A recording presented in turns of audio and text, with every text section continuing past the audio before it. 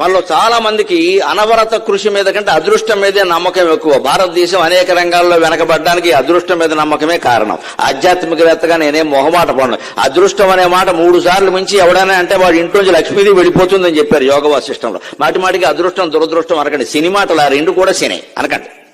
మనకి తెలియని దాని గురించి ఎక్కువ మాట్లాడతాం. మనం తెలిసిన దానికంటే కష్టపడి పనిచేయమని చెప్పండి. అదృష్టాలు దురదృష్టాలు మాట్లాడకండి.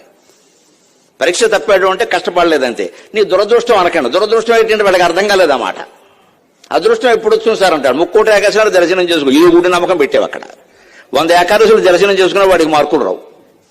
ఏకాశి ఏం చేస్తుంది? నీ రాకాశి బుద్ధి మారినప్పుడు నువ్వు రాకాశివి, నీవు ఏకాశి కావాలి. ఇక్కడ గుళ్ళో ఉన్న దేవుడు అర్థమైతేనే మనిషి మారుతాడు.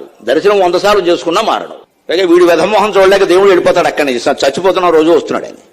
మహాపాపాత్ములందరూ గుళ్ళోకి వస్తే దేవుడు ఉండడు అక్కడ. ధర్మం ఉన్న చోటే దేవుడు ఉంటాడు. ధర్మం లేకపోతే దేవుడు ఉండడు. నువ్వు పూజలు చేసినా ఉండడు.